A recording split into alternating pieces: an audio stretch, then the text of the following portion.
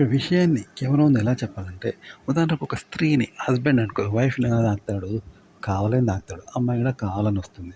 కావాలని వాళ్ళు శృంగారం చేస్తారు. ఆ తర్వాత కావాలనే వెళ్ళిపోతారు. కావాలనే ఆమెకు ఫోర్ ప్లే చేస్తాడు. ఇది తెలుసు కదా! కోరికలు తీర్చుకుంటారు. ఆ తర్వాత అప్రయత్నంగా వెళ్ళిపోతారు. అంతే కదా! కానీ శృంగారానికి అతీతంగా దగ్గరవుతారా? ఆడ, మగ, భార్యాభర్తలు. ఇక్కడేంటంటే శృంగారానికి అతీతంగా దగ్గర కావాలి.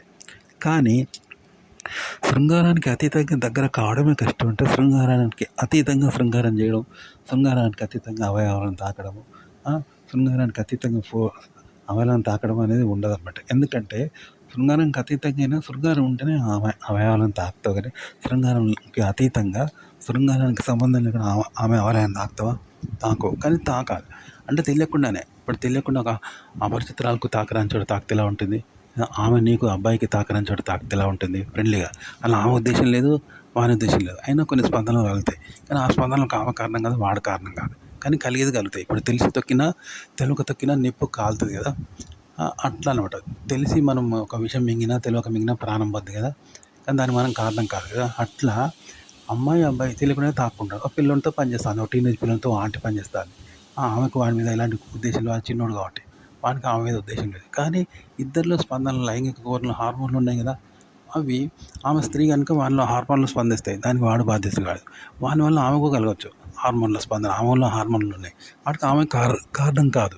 కానీ అవి స్పందిస్తాయి అన్నట్టు. ఆమె కావాలని చేసినా వద్దనుకున్న హార్మోన్లు ఆమెకు అతీతంగా స్పందిస్తూ ఉంటాయి. వానిలో స్పందిస్తూ ఉంటాయి. ఇది కామన్. కానీ వాడిద్దరికి ఇద్దరు కారణం కాదు. ఆమె తప్పు లేదు, వాని తప్పు లేదు, ఏం లేదు. కానీ వస్తుంది. అంతే, ఇద్దరు అంచుకోవడం లేదు ఇక్కడ. కావాలని అంచుకోవడం అనేది మూర్ఖత్వం. కావాలని చేయడం తప్పు. కానీ ఈ రెండింటికి అతీతంగా వాళ్ళ స్పందనలు ఆమెలో కలుగుతాయి, వాళ్ళలో కలుగుతాయి. చూసారా? అవి ఇద్దరు కారణం కాదు కదా! అగో ఈ విధంగా ఒక స్త్రీకి దగ్గర పనిచేస్తాం, మొగుడు అనుకుందాం, మొగుడు పిల్లలు అనుకుందాం, లేదా గర్ల్ ఫ్రెండ్. ఇద్దరు కలిసి పనిచేస్తే ఆమె తాకరాని చోట తాకినా ఏమంటలేదు. కానీ ఇద్దరికి ఎట్లా తెలిసి తాకినా తెలియక తాకినా తాకినట్టే కదా! ఇద్దరికి అదే అనుభూతి కలుగుతాయి. కావాలని అనుభవించుకుంటే ఎలా అయితే ఆమెను అనుభవిస్తాడో, ఆమె అనుభవించబడుతుందో అలా తెలియకుండా జరుగుతుంది అనమాట.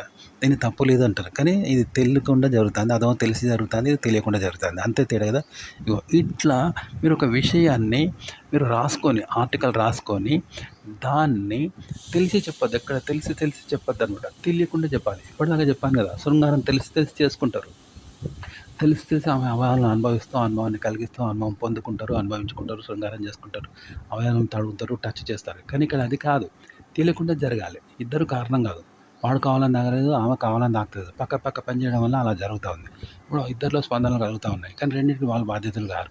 ఎందుకంటే అది సృష్టి సహజం. కానీ ఆమెకు బాధ్యతరాలు కాదు, వాడు బాధ్యతరాలు కాదు. కానీ ఆ అనుభవం కలుగుతుందంట. నా అప్రయత్నంగానే కలుగుతుంది. ఇద్దరికి అనుభూతి పొందుతూ ఉన్నారు. ఇలా మీరు కెమెరా ముందు మాట్లాడాలి. కావాలని మాట్లాడద్దు, వద్దని ఊకోవద్దు. అప్రయత్నంగా జరగాలన్నమాట. జరుగుతుంది, దీనికి మీరు బాధ్యులు కారు. కానీ అలా కంటెంట్ వస్తూ ఉంటుంది. అప్రయత్నంగా జరుగుతూ ఉంటుంది అనమాట. ఇలా మీరు చెప్పాలంట. అంటే ముందు స్క్రిప్ట్ తయారు చేసుకొని ఈ విధంగా చెప్పాలి. కావాలని చెప్పకుండా అప్రయత్నంగా ఎలా చెప్తే ఎలా జరుగుతుందో తెలియకుండా, మనం యాదృచ్ఛికంగా ఒక విషయం గురించి తెలియకుండా మాట్లాడతాను చూసినావా, ఎవరు లేనప్పుడు అట్లా మాట్లాడాలన్నమాట. ఒక కంటెంట్ను కెమెరా ముందు ఎలా చెప్పాలి అంటే, ముందు మనం ఒక ఆర్టికల్ను చదివి కానీ, గూగుల్ ఆర్టికల్ చదివి కానీ ఒక విషయాన్ని తీసుకొని దాన్ని ముందు స్క్రిప్ట్గా ఎలా రాయాలంటే, మన ముందు కెమెరా లేదు, మనం కెమెరా ముందు లేము, మన ముందు కెమెరా లేదు.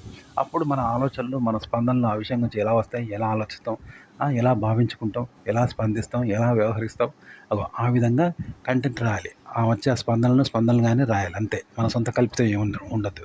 ఆ విధంగా దాన్ని ఒక క్రమ మీద రాసుకోండి మొత్తం ఆర్టికల్. చూసారా? మన ముందు కెమెరా లేదు, కెమెరా ముందు నువ్వు లేవు.